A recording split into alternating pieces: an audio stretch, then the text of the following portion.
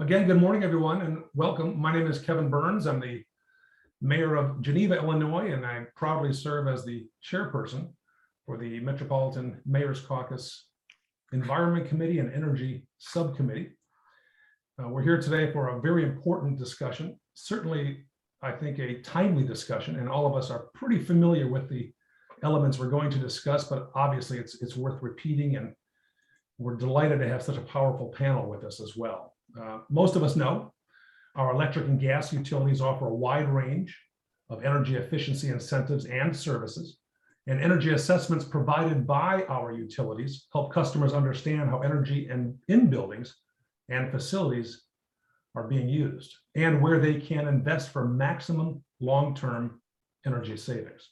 Utility incentives offer free services and subsidize the cost of energy equipment upgrades. And it's a pretty good deal. And why do these utilities do that? How do they pay for it? How are results measured? What impact does CEJA have on these programs? Well, our guests today will help us understand the how and why of utility energy efficiency programs. And then each utility serving our region, ComEd, Nicor, North Shore Gas, and Peoples Gas, will then tell us about their new energy efficiency portfolios recently presented to the Illinois Commerce Commission. We begin with a special guest, Rebecca McNish. She is the manager of energy efficiency and planning evaluation with our friends at ComEd. Rebecca has worked at ComEd for 8 years and was recently promoted to her current position. So we're delighted to have Rebecca with us. Rebecca's going to provide an overview of utility energy efficiency plans and programs and how the Energy Transition Act has affected the process. With that, Ms. McNish, the floor is yours.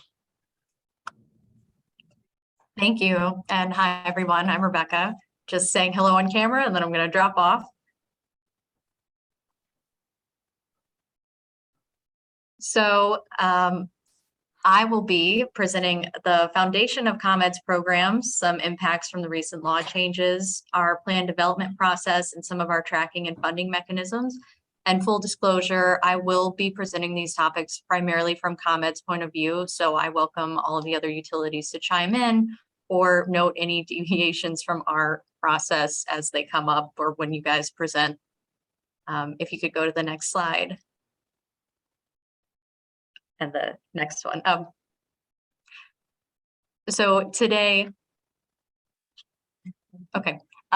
today I'll be presenting those topics, followed by Amy and Phil, who will be giving more specifics on the background of our business and residential program offerings for Plan 6. Right here. Thank you. So ComEd's energy efficiency program has been serving its customers since 2008, and our customers have saved more than $6.4 billion on their electric bills as a result. And since then, we've administered those programs in compliance with Section 8103B of the Public Utilities Act. And on September 15th of 2021, shortly after we filed our original Plan 6, which covers the plan period of 2022 to 2025, Public Act 102, or the Climate and Equitable Jobs Act, also known as CEJA, became law and amended Section 8103B to further expand our portfolio's reach. Our revised Plan 6, crafted in collaboration with stakeholders and filed earlier this year, complies with that law and our stipulations expanded revisions. And that plan will achieve the greatest energy savings and greenhouse gas reductions in the 15-year history of our program, which will eliminate over 72 billion pounds of CO2 emissions and help customers save an additional $9 billion on their energy bills over the life of the measures installed during that plan. Next slide, please. So the law introduced a number of significant changes beyond what's captured in our plan and revised stipulation. It includes extending energy efficiency targets indefinitely with exact goals beyond 2030 being determined in collaboration with stakeholders at a later date ahead of our 2030 to 2033 plan filing. It allows us to offer electrification measures for the first time to business and residential customers and claim those kilowatt hour savings converted from fossil fuels up to a certain point based on our annual goals. Some of those electrification measures in Plan 6 include heat pump water heaters, and lithium ion battery forklifts, but additional measures will be added as they're developed, and we have a number of electrification initiatives going on at this time to identify those opportunities and shape our strategy for implementing them.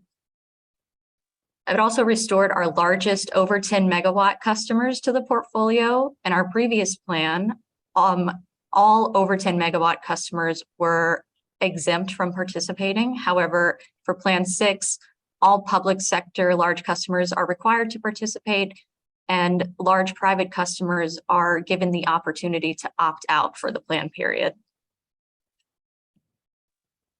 It also had a number of other changes, including increased reporting on low-income workforce and supplier diversity, and a mandate for integrated delivery with gas programs, distributed solar, demand response, and other efforts to address bill payment issues to enhance customer engagement, minimize market confusion, and reduce administrative costs. There's also increased low-income spend requirements. In our previous plan, this was 25 million. It's been bumped up to 40 million in the law. However, our revised stipulation agreement goes even beyond that, and I'll touch on that more later on in our plan specifics. Other demand-side management changes include a new public schools carbon-free assessment program, which Amy will speak to more later on, a new pay-as-you-save program or equitable energy upgrade program that permits customers to finance the construction of energy projects through an optional tariff payable directly through their bill, DSM-informed metrics and grid planning proceedings, solar pricing and billing changes impacting IT tools and call volumes for our green power connection team, and an electric vehicle toolkit and other customer journey changes ahead.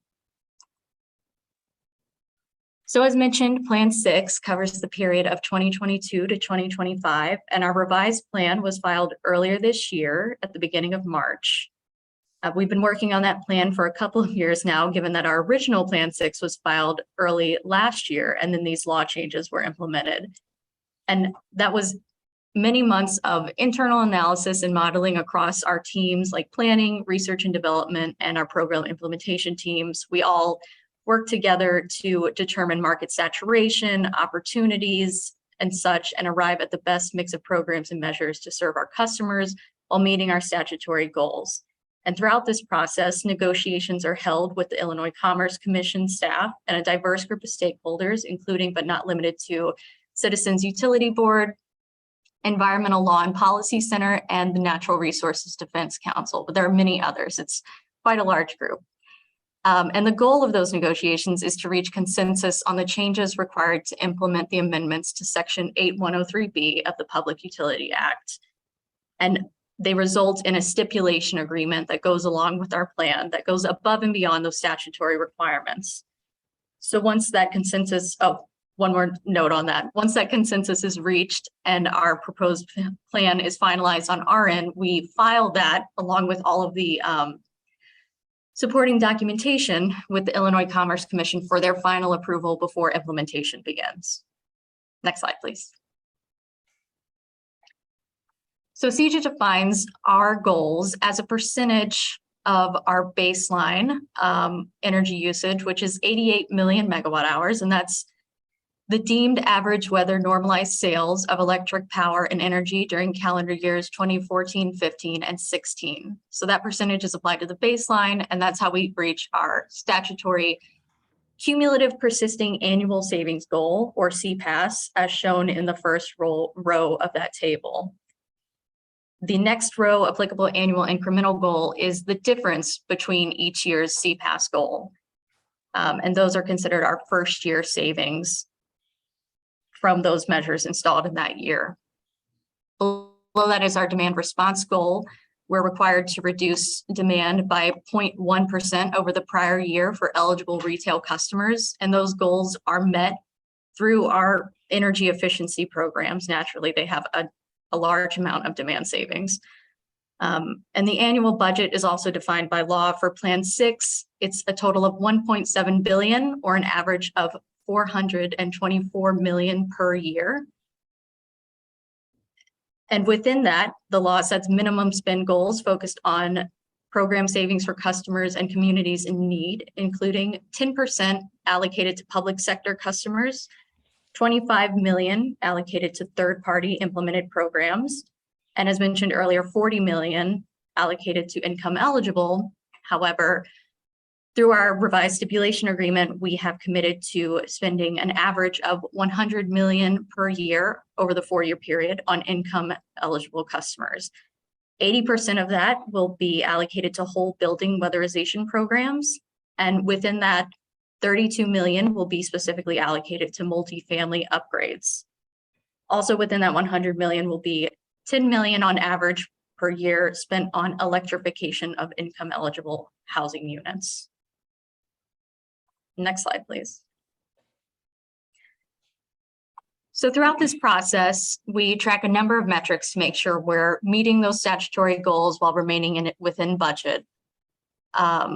These include spend, obviously, to make sure we're meeting those minimum spend requirements I just outlined and staying within that 4-year budget. There is some flexibility here that the law introduced where we can over or underspend by 10% in a given year, as long as we stay within the total 4-year budget of 1.7 billion. On the energy saving side, we track both electric and non-electric because the law allows us to claim a certain portion of non-electricity savings towards our goal. And this goal is the applicable annual total savings goal, which is essentially our applicable annual incremental goal on the previous slide, plus the amount of expired savings we must replace from measures before we can begin counting progress towards that goal. So we can claim 10% of that AATS goal from converted other fuels like therms, and 5% for the Plan 6 period from electrification savings. Both of these have income eligible requirements around them, where we must claim income eligible converted therms first. And on the electrification side, at least 25% must come from income eligible housing. The law also requires our portfolio to remain cost effective, and that is measured by achieving a total resource cost value of at least 1 or greater, which essentially just means the utility and customer benefits outweigh the program and measure costs.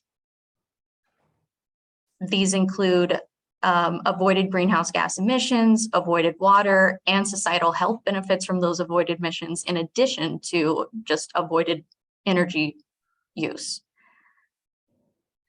Another common cost effectiveness metric we look at throughout the year and while determining our measure mix is cost per kilowatt hour in the first year and over the life of a measure. That's commonly used to weight our program design and implementation strategies. And then finally, we track our weighted average measure life, or WAML as we refer to it. This is the average life of all measures offered by the portfolio in a given year, and our stipulation requires that it can drop no more than half a year than what we originally projected in our plan. And for Plan 6, that was 11.9 years for each year.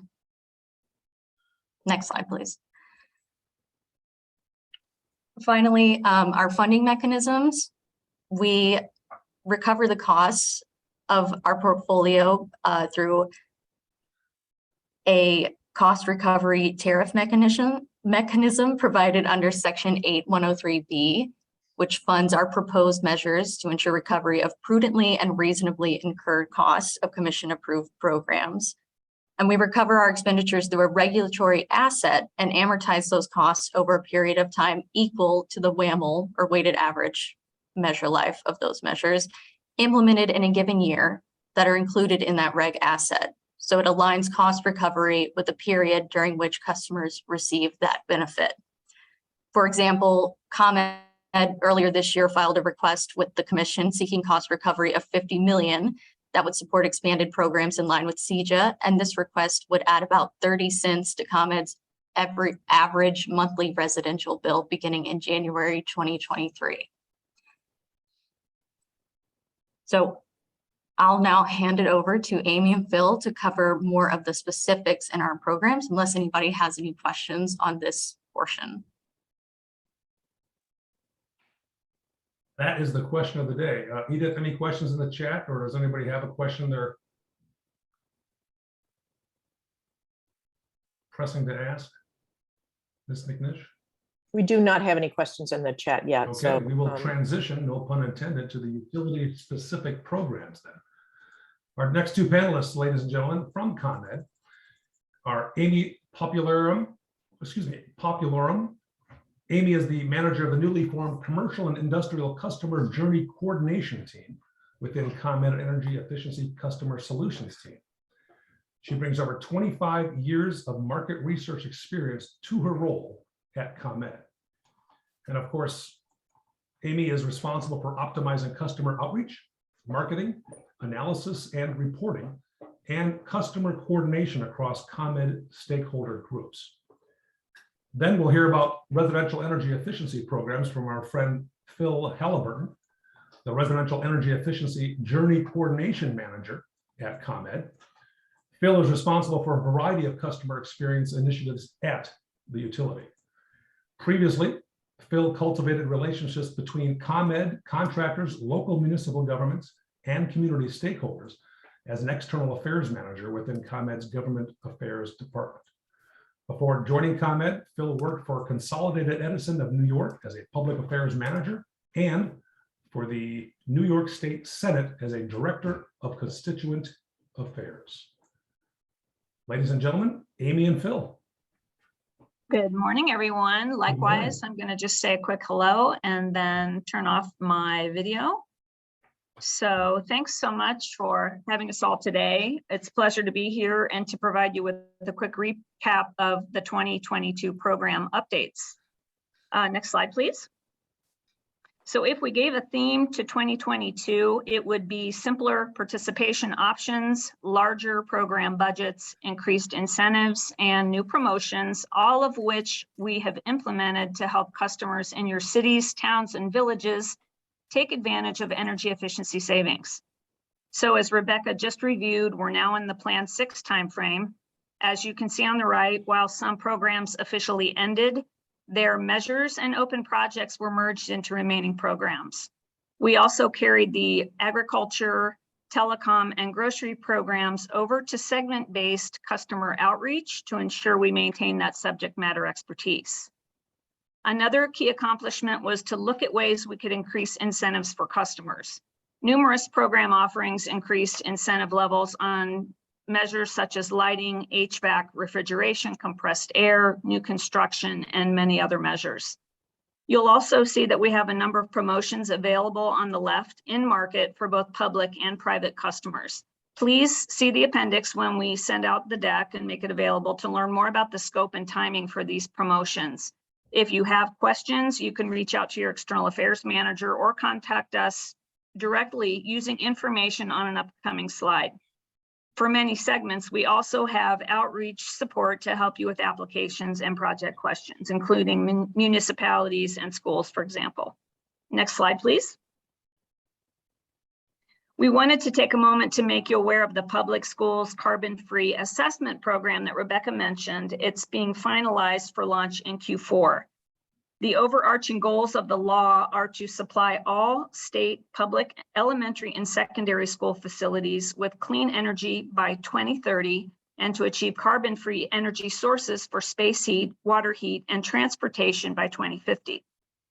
Assessments will include energy efficiency, solar, beneficial electrification and transportation infrastructure, wells, and building envelopes. You'll see a number of milestones here on this slide, and you can see that Harvey School District 152 and Thornton Township High School District 205 are prioritized for assessments by the end of this year, as directed by the legislation.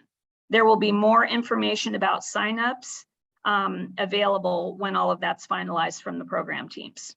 We also provided another slide in the appendix with a little bit more background information. And you can also reach out to your external affairs manager, your LCS manager, if your school has one, or contact us directly. Next slide, please.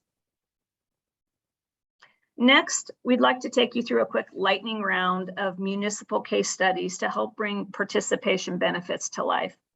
Note that while details vary, each case study's incentive reduced project costs, shortened the payback period, and resulted in lower ongoing annual energy costs for the facilities. These will be available for deeper review in the leave behind.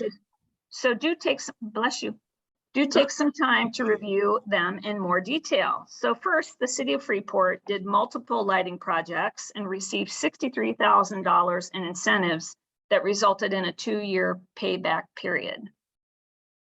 Next slide, please.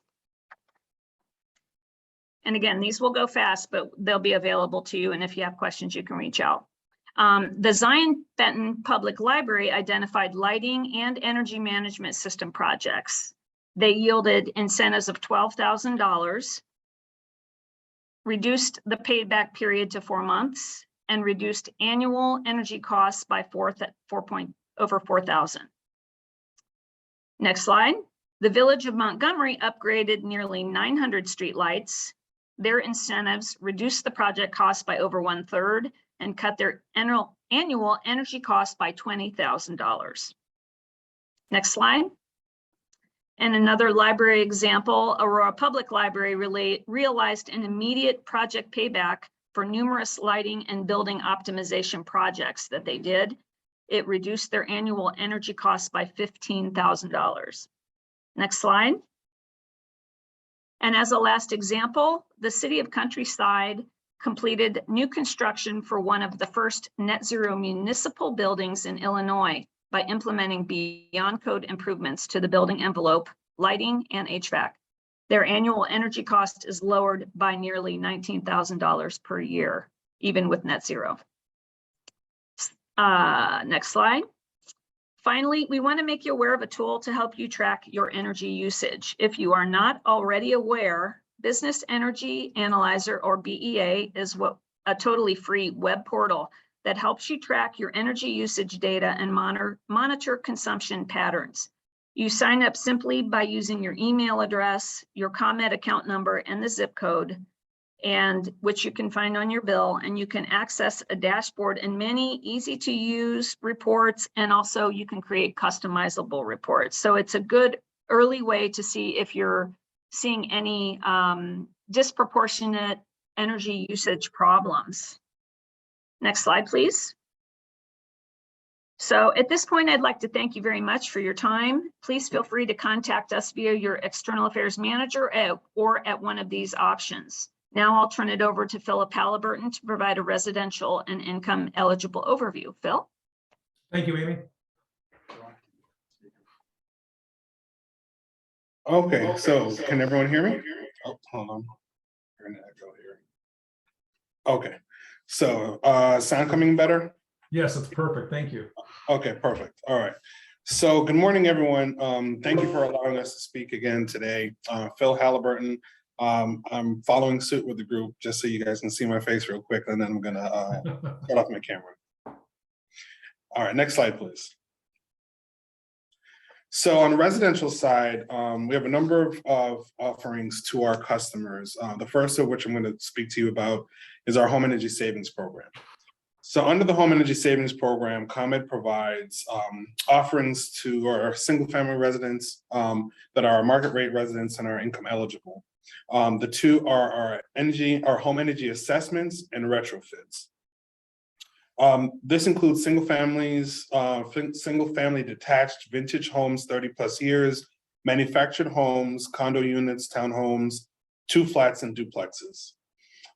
We do have, as we discussed, some programs that are specific or that work specifically or have higher incentives for our income eligible customers. And then we do have programs that are more generalized programs for all of our market rate customers. Just as an item that's important, I know that usually municipals ask about is our contractors. So our implementation contractor that handles this program is Resource Innovation. But in terms of folks that you may be seeing out in the community administering some of these programs in your communities would be Franklin Energy or possibly Elevate Energy, depending on which part of the program they'll be out and speaking to your residents about. Next slide, please. Next is our multifamily energy savings program. This is a single comprehensive program offering that provides a full range of multifamily energy efficiency services. The multifamily program consists of 3 offerings in 2022 and income eligible. a public housing, and a market rate. The program offers efficiency upgrades for multifamily properties, including gas and electric measures for tenant units, in common areas. The program offering is delivered jointly with our Northern Illinois gas utilities, Nicor, Peoples Gas, and North Shore. For the three segments, income eligible, public housing, and market rate, property owners and managers and property managers are who would be eligible. This isn't specific to the tenant.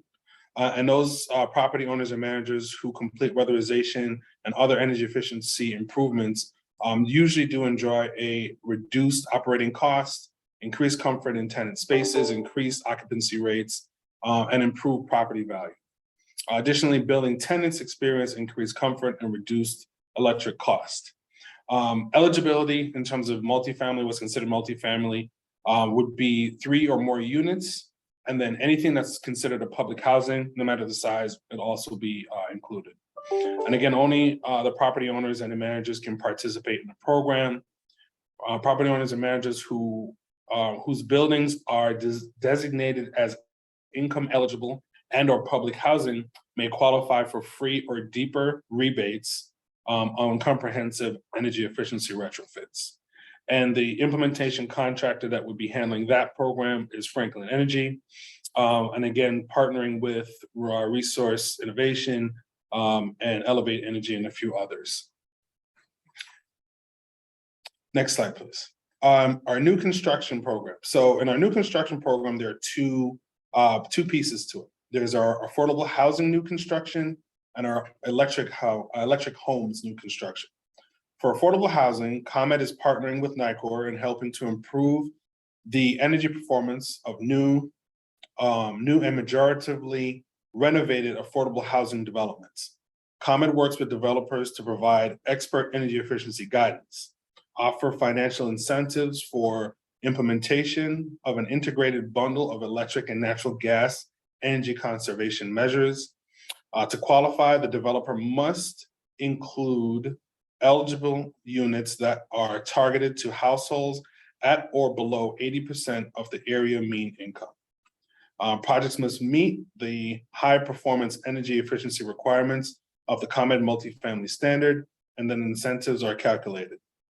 For the electric home new construction, program promotes high performance all electric homes that allow ComEd customers to stack the benefits of all electric, energy efficient, demand response, electric vehicle, solar, and new rate structures.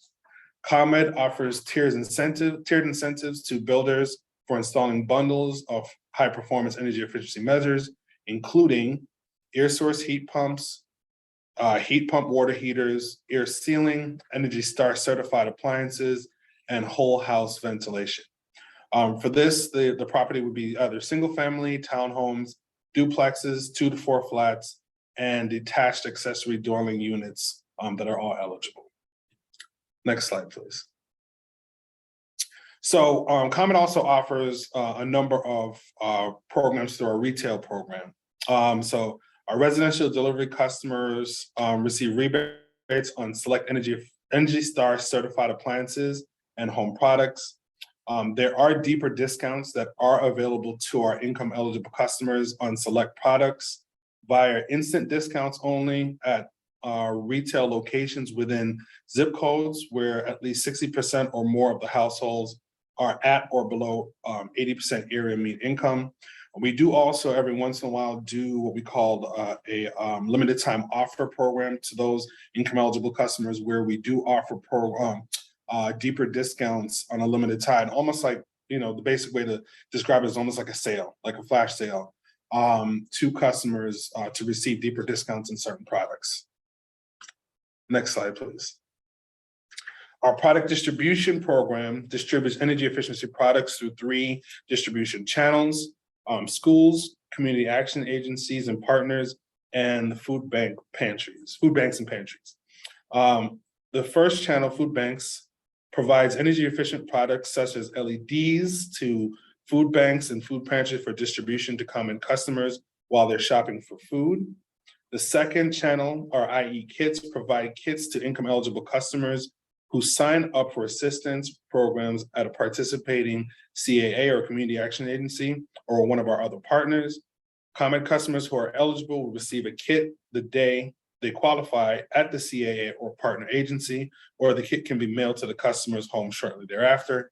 And then lastly, the schools channel works with fifth grade teachers. After signing up, the teachers receive a draft lesson plan and other resources to educate customers, followed with a virtual or in-person performance about energy and related topics. And then lastly is our home heating and cooling discounts. So ComEd offers home heating and cooling incentives to ComEd residential delivery customers that replace existing heating and cooling equipment with qualified high efficiency central air conditioners, air source heat pumps, ductless mini splits, heat pumps, geothermal ground source heat pumps, furnace blower motors, or smart thermostats, excuse me. Also offered downstream are incentives for new and replacement geothermal heat pumps that involve full loop system. Next slide, please. So this just is just a quick slide just to talk about, again, getting connected to ComEd and our residential side. Of course, for you guys, definitely reach out to your external affairs manager. They're usually your direct line to any of the programs. But if you do want to get some additional information, these are all the links and the phone numbers to the different various programs. I also added in a few items on this slide and that are also in the appendix about some of the other offerings like our on-bill financing, our smart assistance manager, which is a new portal that we have to help our customers, our income eligible customers, be able to qualify themselves and see what programs might be recommended to them. And then the ComEd Marketplace, where customers can also go online and get discounted rates on certain products that are ComEd. And with that, I will say thank you. And I say thank you as well, very, very much. I know we have some questions, so I'm going to turn it over to Edith to help manage those questions.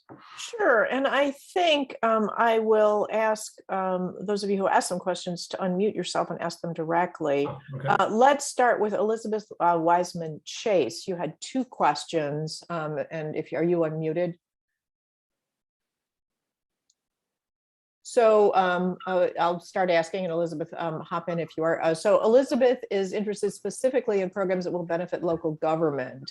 And then the other question she had is ComEd available to assess efficiency when a municipality is in the process of planning a renovation build out of a new building. Elizabeth, feel free to hop in if I got that right. And then I'm going to turn that over to the ComEd speakers. Hi, it's Amy.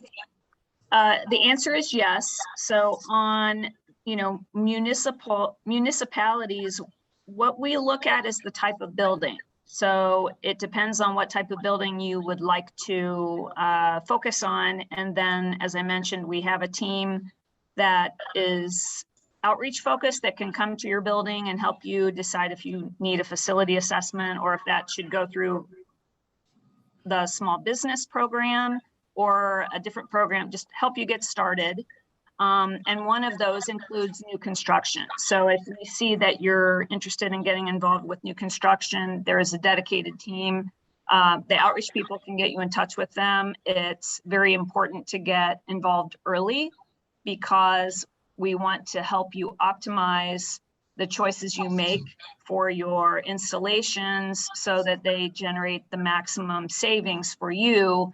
And if you get past a certain point, then the incentives will come down a little bit from that turning point, which I think it's about, I'm going to say, so I'm not misquoted, but it is a certain point before the final designs are submitted. Okay, is there a contact that I could be given? You can reach out to me and I can help you find that person. Unless you have an external affairs manager you'd like to reach out to. I'll put my email in the chat here. Thank you. If I could make a point just on for all of the utilities, our environment committee is composed of civic leaders, including elected officials. We also have with us on the call today a lot of commissioners who volunteer their service on environment and other commissions. they may not know who to get in touch with. So could you talk, or somebody could put in the chat, how to get in touch with your external affairs manager, and if there's a chain of communication, right? Would that be helpful to the commissioners on the line here, Elizabeth, just to help the municipality out in terms of identifying these programs? With that one, Phil. If I can get myself off mute here. Okay, sorry. Edith, sorry, just replace repeat that question again for me. I'm sorry. I was reading some of the questions in the chat. Right. The question is, in the case of Elizabeth and many of the sustainability commissioners that we have on the call, we also have Go Green folks with us today. So some of these groups may not have direct access to the municipal contact, the public affairs person serving that municipality. So how could they get in touch and be helpful in getting these programs and services in their community? How do they find out how to get in touch with, I guess is. So in the presentation we had both on the commercial side and on the, hold on, I'm hearing an echo here. I'm going to turn off my speaker. Oh, okay. On the commercial side, CNI side, and on the residential side, there were a list of different ways that you can connect with us. So if you don't have access specifically to an external affairs manager, definitely feel free to go through one of these portals or these links, because that will then tie you specifically in with the program and your constituency with the program so that you can get some assistance. Yeah, and this is the residential one. There is one a little further up in the presentation. That's the commercial side. There you go. Okay, is that helpful? I'll keep working through the questions here. And Kim, I see your hand up. Let me get to the questions in the chat, and then we'll get to you too. So Melissa, you have two questions. You can unmute yourself and ask them, or I can. Can you hear me, Edith? Yes.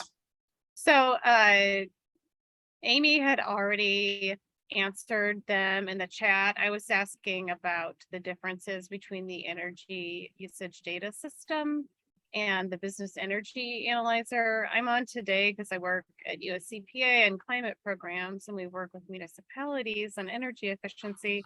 But I also have a unpaid side hustle as a park board commissioner, and I'm working with them on some sustainability actions.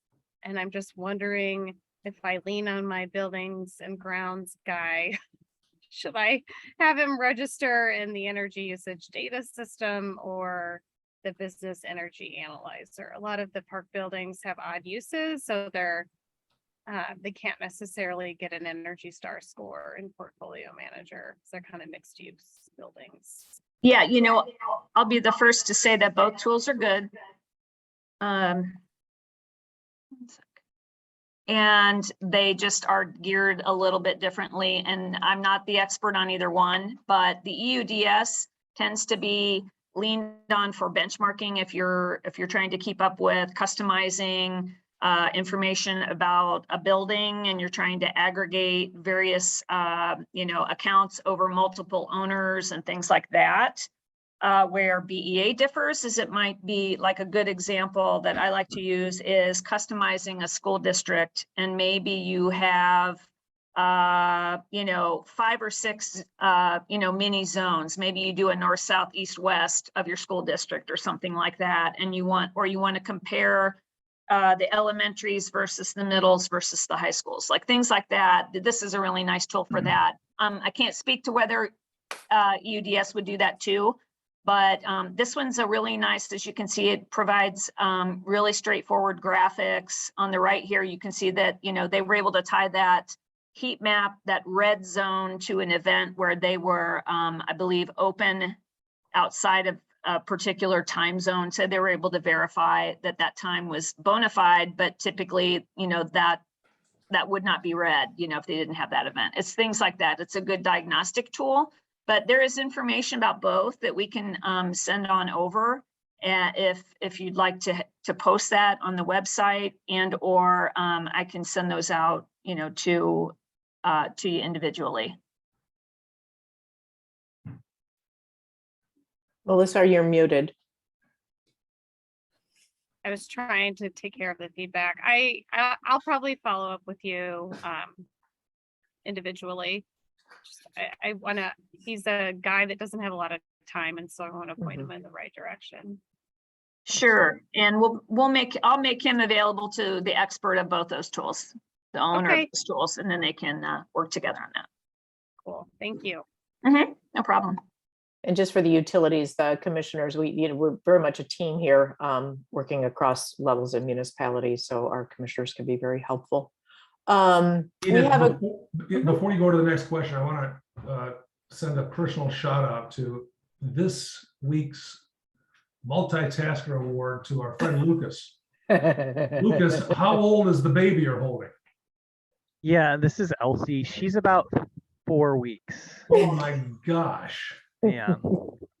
Well, I tell you, I'm watching, I thought, my God, he's dancing to this. But actually, you've got a little one, beautiful. Lucas, I'm getting to your question next anyway, as long as you're unmuted. So Yep. do you remember your question, or are you busy? You're good. When I ask Yeah, totally. So yeah, I think my question is around, as municipalities are working with underserved communities, and even not even underserved communities, inevitability is going to be that you're going to run into health and safety issues, infrastructure issues that are preventing energy efficiency or electrification upgrades. How does a municipality work through that, and what's available to help them work through those issues? That's a great question. Who wants You to? know, will you forgive me, and can you repeat the question? Totally. So when you have health and safety or infrastructure issues that are preventing energy efficiency or electrification, what's available to work through those? You know, I have to say that is an excellent question that I would have to take offline and get some feedback on. We probably just address that in a one-off, a one-time situation, and work within the boundaries of what the program can offer, and and ComEd as well, or the other utilities. I mean, I think we would just tackle that based on what we find.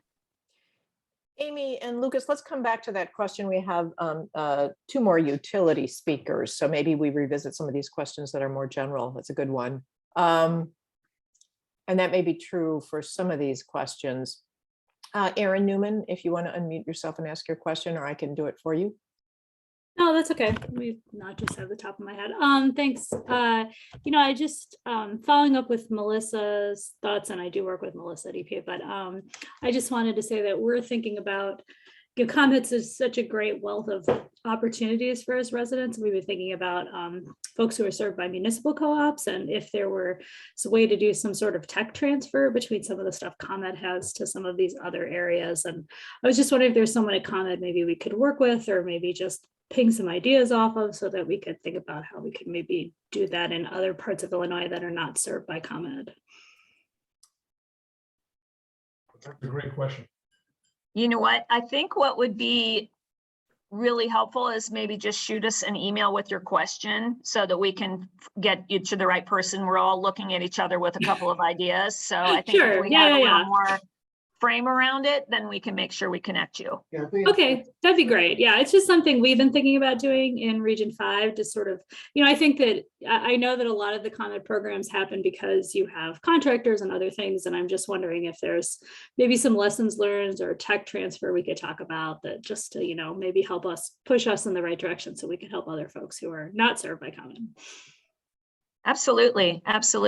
Yeah, Great. and we're even doing building operator certification training now. We're helping with that. So I think there are multiple avenues, as well as some workforce development that's taking place over and above what we're doing with our implementation contractors, and that whole network of support that we get from our partners.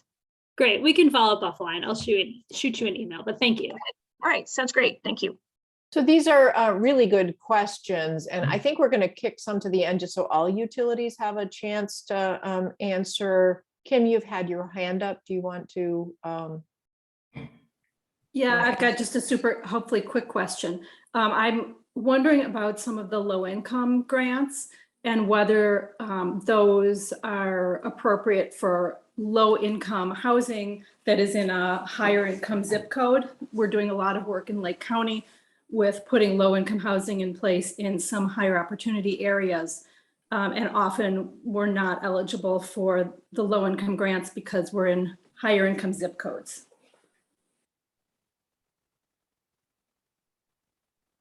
Good question. Again, maybe for all the utilities want to tackle that at the end. Should we wait until after the Nicor I and would say, let's connect on that, because I think that is the issue. I think the fact that it's in the higher income zip code may be what is, what's going to throw it off. I would have to take that back to the folks that handle that specific residential program and see if there's, if there's any kind of factor for that. But I couldn't tell you off the top of my head right now. But let's connect and go from there. Mike? Yeah, Kim, this is Mike King from Nicor Gas. It really shouldn't matter the zip code if the building and the residents income qualify for the services. They'll be able to get the utility assistance. Great.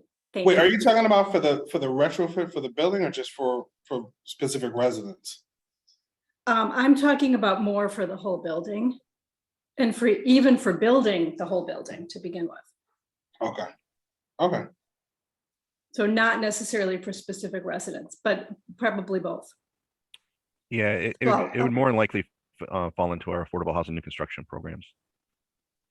Okay, I will get your contact info from Edith afterwards. Thank you. Thanks, Mike. Thank you. And Mike Yeah, did- this Mike is only did- from, Okay, Mike did put in the chat his email address and stuff. Mike King did. Yeah, please give me a contact or send me an email. I'll help you out. Okay, I haven't been monitoring the chat because I'm baking a cake, so I will look at the chat. Is the cake for Lucas's Elsie? Is it, wait, what's going on here? This is great. If Lucas wants to bring the baby over, I'm happy to sit and bake on the porch with him. It's rhubarb. She'll probably cry a bunch. I'll take the recipe, Kim. I'm sorry, we got to stay on track here. Kyra, you have a really good question specific for ComEd, and then we're going to push some of the other ones that are general for all utilities to the end. So Kyra, you have one for ComEd. Perfect. Thanks so much for the opportunity and for some really, really great information to work with. I had a quick question related to targets for enrollment in the programs that have been outlined. I think they're great in terms of structure, but as we know, energy efficiency is critically important for our affordable as well as a more just energy transition. And so are there targets for the number of residents that you would like to see actually have the energy audit done? Are those targets based on calendar years, or how is that structured? Similarly, can you say how you are thinking about geographic priority based on grid reliability or status as an EJ community or an R3 community? And again, similarly, are there targets related to enrollment in the heating and cooling programs? So same vein, just provided those different examples because actually getting people through those programs is critical.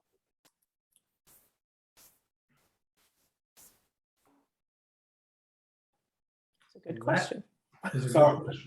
So yeah, our targets aren't based off of a specific number of customers. They're usually just based off of like a specific reduction, like a kilowatt reduction, or so it's not on a specific like number of households or anything like that. And then in terms of on the heating and cooling side, I believe they're all about the same. It goes off of the kilowatt reduction, but not by a specific number of customers. And we do on the income eligible side, we do targeted offerings based off of AMI. So 80% are lower AMI. And then depending on the community, if 50% or more of the community falls within that 80% AMI or lower, then they might be considered a targeted community, like a targeted area. So I'm hoping that answers your question. Yeah, I think I can follow up because I know we're tight on time, I just am very curious to know what does success look like for enrollment in those programs. So thanks for that answer, Phil. Okay, my contact info is in the deck. So when you get the Perfect. deck, feel free to reach out to me and then we'll go from there. Sounds good. Thank you. Thanks. Kevin, let's move on, just so the Okay. other utilities get a chance to speak, and we'll take more at the end. Absolutely. Ladies and gentlemen, please say hello to Mike King, the Director of Program Operations for the Nicor Gas Energy Efficiency Program.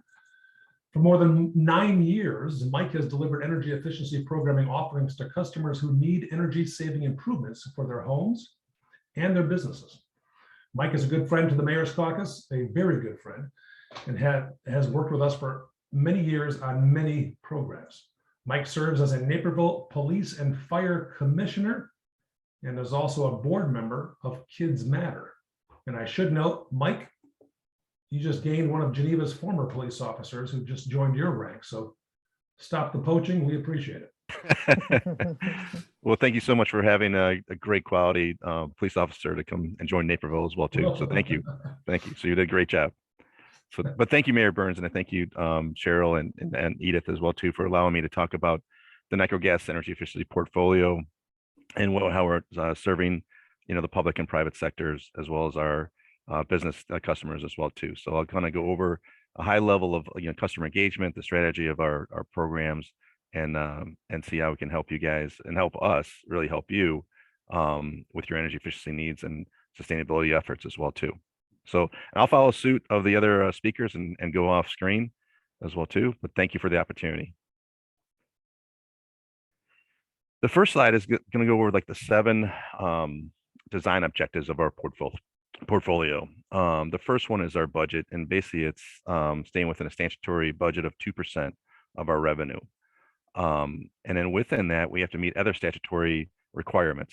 We put constraint in there. I really don't like that word. I'd rather say requirements, and that's working within the income eligible area spend and also the public sector spend, which is many of you represent here today. So there's a lot of opportunities for us to work together with your energy efficiency needs and sustainability needs as well too. There's cost effectiveness that we, was one of our guiding principles as well too when we design a program or portfolio. Savings is one of our key attributes as well too. Annual life cycle and greenhouse gas reductions as well too. And I'll talk more about that later in the slides. Also fairness. We want to provide a program or an opportunity for everyone to participate in the programs that we have for our customers. So that's definitely one of the key drivers or design objectives of our portfolio. Diversity is one of our key pillars as well too. We want to increase opportunities for diverse vendors, contractors, and awareness of our programs for everyone in our community as well too. We want to elevate the saving opportunities for underserved communities. It's one of our key drivers for not only for income eligible, but for businesses as well too.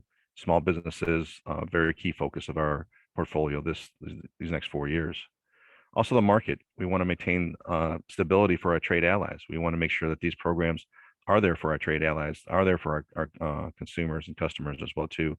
That's definitely a key objective of our portfolio.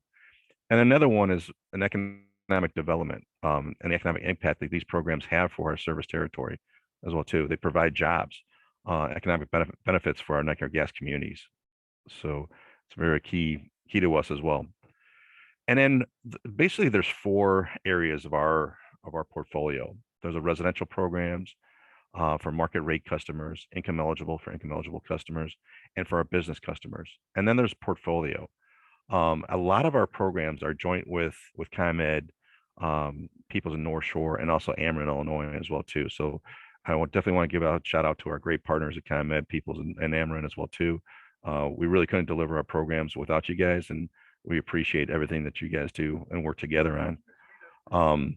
In our residential programs, these market rate ones, our home energy efficiency rebate program is where we look at the mechanicals of the home and provide rebates for boilers, furnaces, water heaters, even thermostats as well too.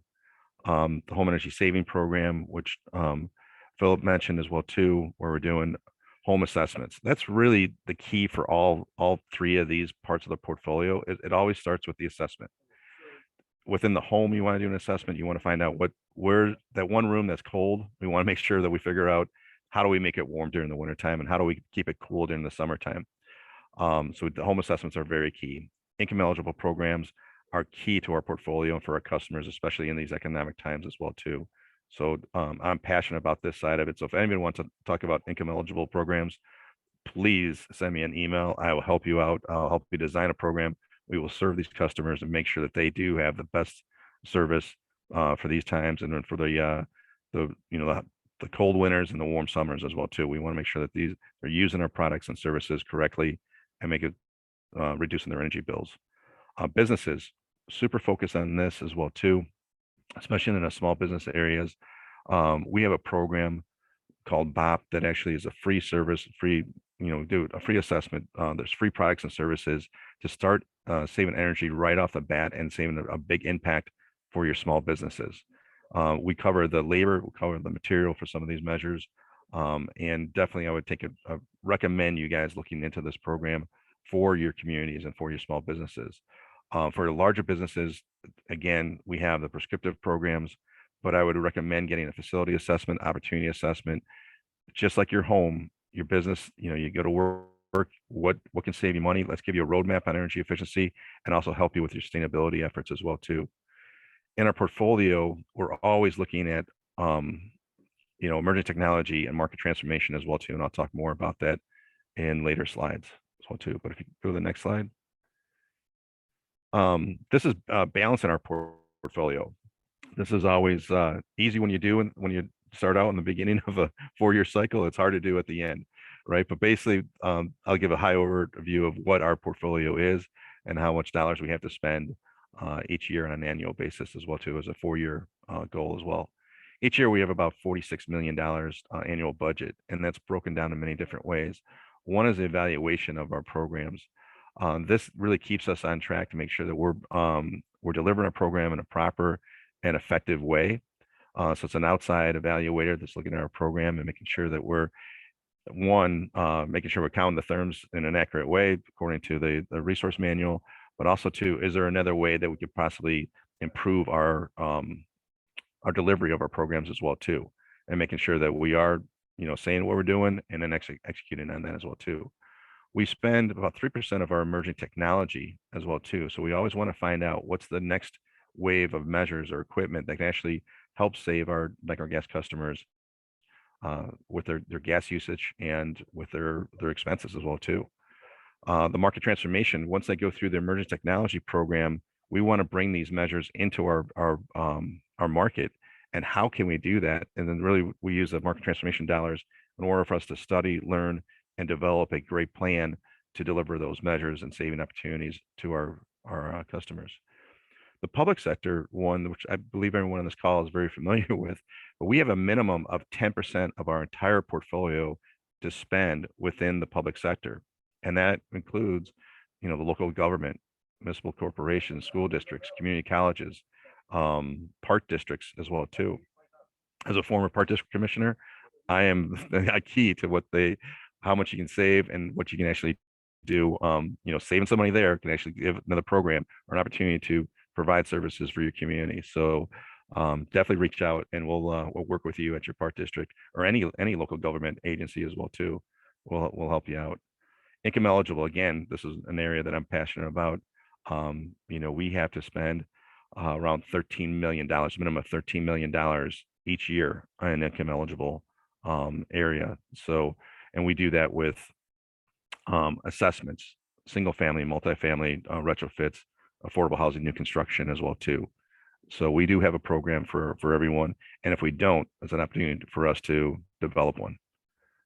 Cost effectiveness, similar to what Rebecca was talking about, we do have that as well too. Every portfolio does. So we have to make sure that it's a cost effective approach to it. And also another one that we look at fairness. We want to make sure that we have like I said, we have an opportunity for every one of our rate classes to participate in our programs. And if we don't, by now we're missing something, but we do have something for everybody in there. And like I said, we'll develop something on the fly if we don't. We'll make sure everyone has it. But people who are smart, a lot smarter than I, have designed this program, this portfolio, and we do have everyone for something. All right, and then there's a lot of acronyms on this this slide, and I have a key at the end of my presentation to make sure you know what I'm talking about, because we in energy efficiency we can actually have a whole conversation with acronyms. But the overall gist of this slide is these are all our programs on the bottom of on the slide there. It goes from our outreach with our home energy reports all the way to our income qualified healthy homes, for single family residents as well too. We're going to serve about 204 customers per year. Hopefully 816 customers are planned to be served in our 4-year plan. And that's about 40% of our customer base in there. And they really range from low to moderate to high income families, renters, homeowners, small, medium, large businesses. And this is kind of a breakdown of our customers throughout the 4 years, about 2,500 within our business sector and over 200,000 in our residential sector. Next slide, please. And this is the annual life savings of greenhouse gas reduction as well too, and some of the key factors, and also the economic impact of our programs. This is a good slide for me to present on, because it's actually there's 900 tons of life cycle greenhouse gases reduced each year. There's 3.5 million tons for the entire plan over the next 4 years. And that equates to 350 million gallons of gas reduction, 2.5 billion pounds of coal, which is about 20,000 train cars, which would be great if you ever got caught by a train at a crossing. And then also about 7.5 billion car miles reduction as well too. So those are, I think, really great stats, and ones that we should be proud to talk about. And on the other side of it is you can actually see the economic impact of the dollars spent within our portfolio, and also the jobs that are created as well too. So these energy efficiency programs are also great for customers, but also great for our whole territory as well too. And you can see the economic impact on this slide as well. And the next slide, please. You could also find, if you do the QR code and also look at this, if you go to nicorgas.com, you can actually see what Nicor Gas as a company is doing to strive for net zero by 2030 as well too. So we're not only promoting it, we're doing it as a company as well too. And that's one of the great things about Nicor Gas, is that we walk the walk, we talk the talk as well too. So we're doing it as well too, and we're there doing it, and we can actually help you guys as well too, going through this process for sustainability and going to net zero. One of these key facts going from a clean energy transition, and some of the things that we'd like to make everyone aware of, are some of these bullet points here. And some of them are 70% of the energy needs are met with natural gas in Illinois. There's a 32% reduction in CO2 emissions since 2005. And then, businesses and residential customers saved $2.4 billion over a 10-year period because of access to natural gas. There's 8% growth in natural gas by Illinois businesses over a 10-year period. And also too, this is one of the key factors here, is like limiting energy choices may force customers to use higher energy or higher cost energy.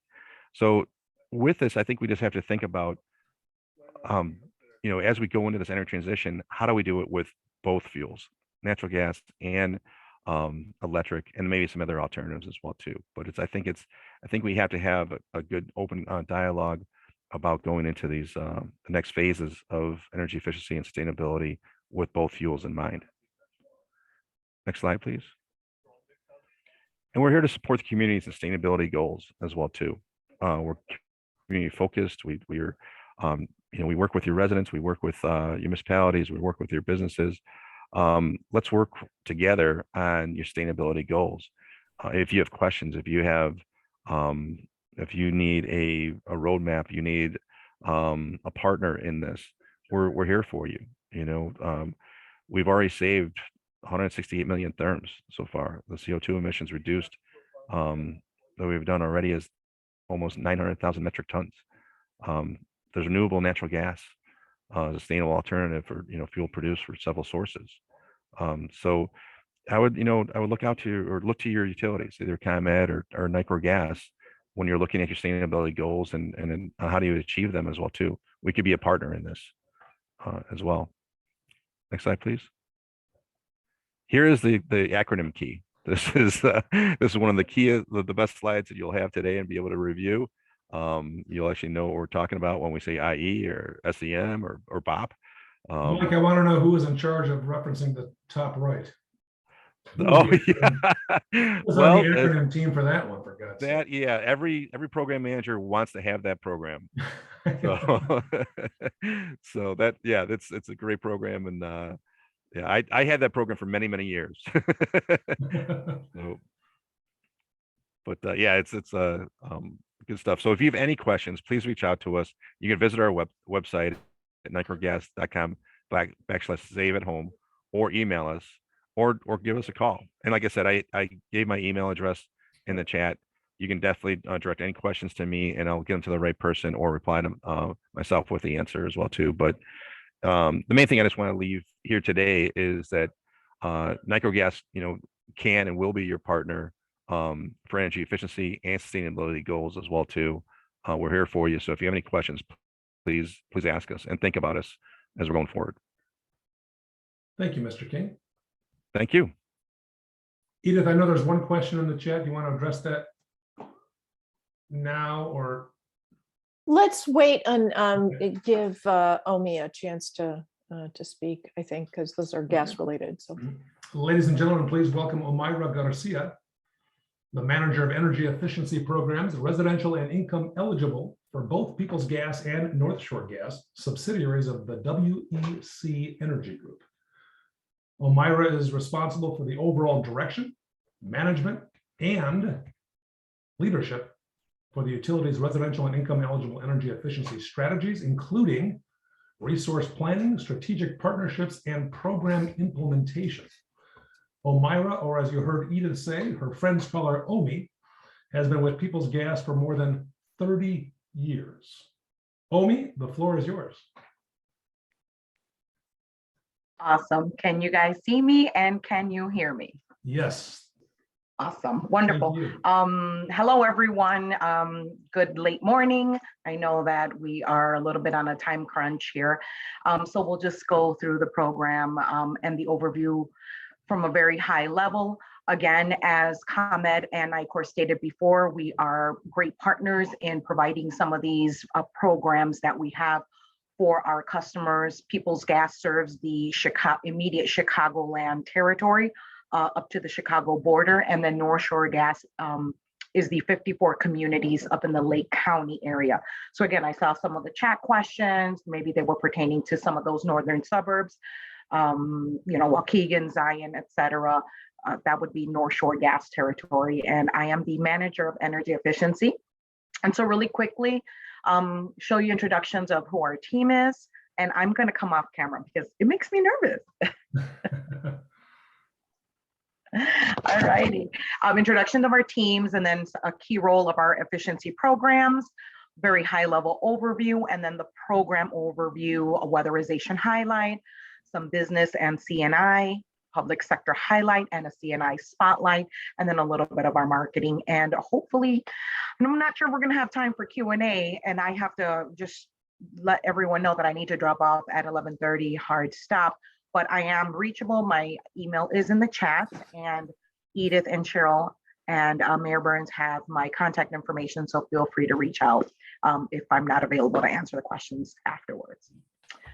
So again, our team is very small. We tend to be the smallest utility, even though it's a huge demographic with the city of Chicago. We are the smallest utility of all that presented today, for example, compared to ComEd and Nicor Gas. Our Director for Energy Efficiency and Customer Engagement is Christina Pagnaset. Fortunately, she couldn't be here today. And then myself, I oversee the residential programs, single family and multifamily, as well for low income, single family and multifamily.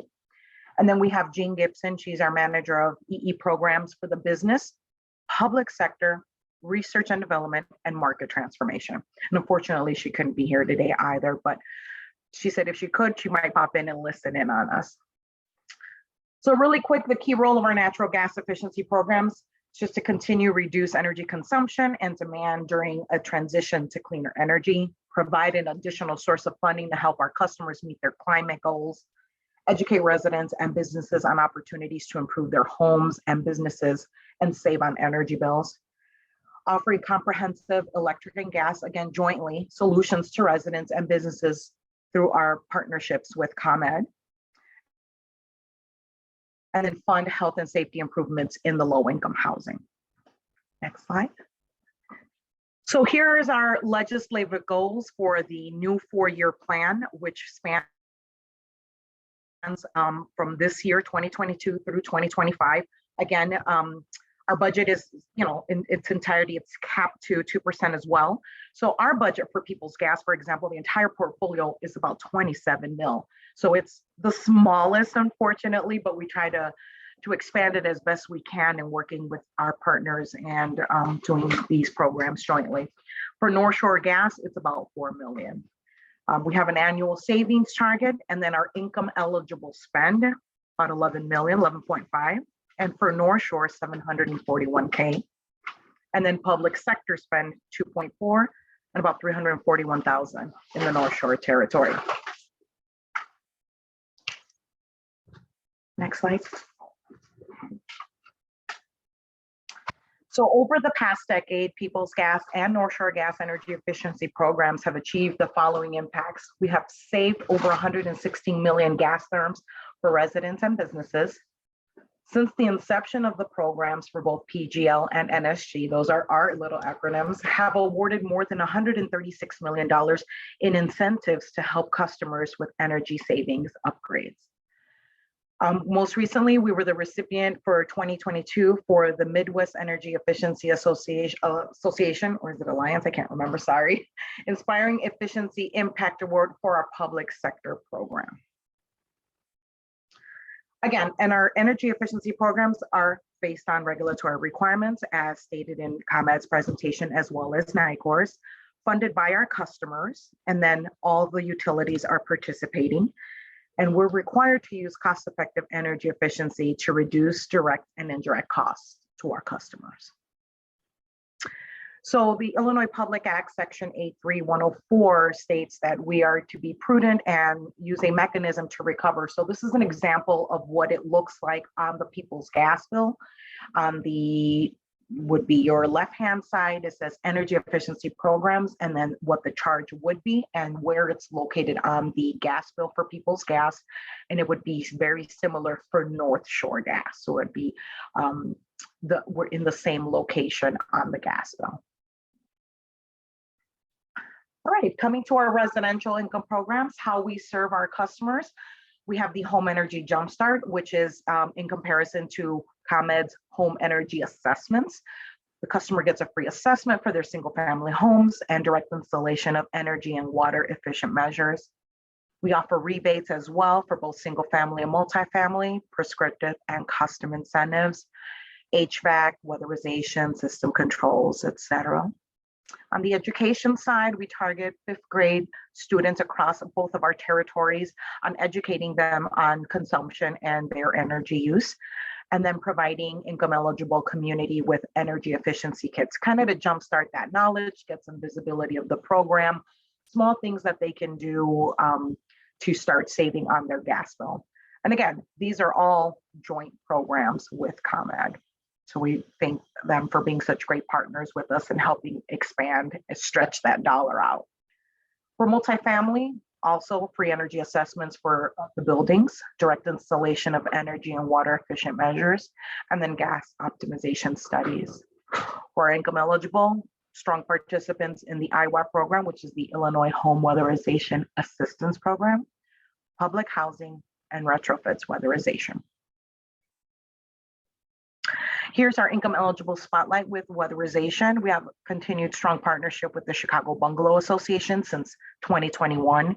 In the last quadrennial, they've served and completed over 3,000 customers, resulting in over 1.2 million therms saved and 2.7 million in incentives distributed. We continue to see high customer satisfaction and 9.9 out of 10 with participation with them. And we're continuing to expand efforts to increase participation in the Latinx community. Here's a continued successful collaboration between People's Gas and ComEd. We helped this customer, Marsha Ellis, in the New City neighborhood on the, it's kind of like the southeast side, closer to the lake. We went in and did a free energy assessment in her building. The building's been in her family for many years, and she's had struggle with high bills.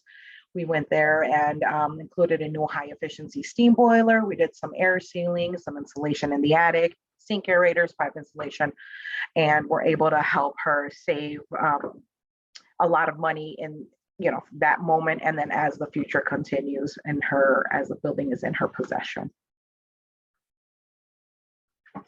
And then quickly to our business programs, the types of customers we serve are commercial and industrial, public sector, small and mid-sized businesses. We've done some studies, engineering and gas optimizational studies, to kind of help them guide what are the best options for them to upgrade for better energy consumption. Custom solution development specific to customers, industries, and businesses, and then an energy roadmap development, kind of pacing it for them step by step based on their capital improvements and their timelines. Rebates, prescriptive, and custom incentives. The incentives are offered for capital energy efficiency improvements, and then strategic energy management retro commissioning services. For our public sector, here we have a highlight. We were the winner for our public sector energy efficiency program from the Midwest Energy Efficiency Alliance. In a 2-year period, we improved 450 Chicago buildings, delivered $6 million in incentives, saved 3.5 million therms, all through our key partnerships with the Chicago Public Schools. They improved 395 schools, saving 2.4 million therms. Other customers in the public sector, Cook County, the Chicago Park District, the Chicago Transit Authority, and some of the City of Chicago buildings themselves. Our C&I spotlight for North Shore gas customers, strong outreach efforts came to fruition with PQ Corporation, completed the installation of their steam heat recovery project, saving 432,000 therms, and we did a check presentation. So the blonde with the curly hair is Jean Gibson, for reference, and she is the manager for energy efficiency programs on the business side. We did Vantage Gurney, completed insulation, turbidity meters,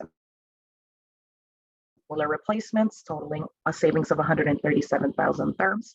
And then at the Great Lakes Naval Base and Jelly Belly, all those delicious jelly beans, they were engaged in the program and completed projects as well, helping them save.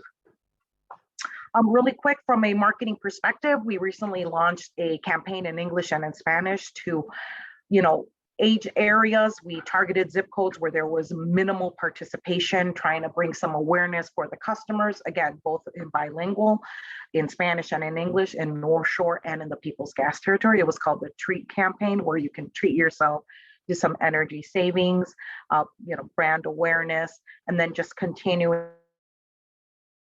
that and making sure that we raise awareness, improve perception of our programs in collaboration with reducing, gas house emissions and celebrating a happy birthday. I believe that's all I have for you today. Thank you. Thank you very much. Edith, I believe there might be a couple of questions in the chat, and then some open discussion, and we'll wrap it up. Yeah, I guess there is a question in the chat, which I'm just going to override for a second for a more general question. This is to all of the utilities. Could you just address how you design efficiency programs, and how are the services, rebates, and products available determined? And I will throw that out to anybody who can answer quickly within the utilities. And if no one answers, I'm going to call on Mike. Because the law says so, right? Because I can. Yeah, because Wait.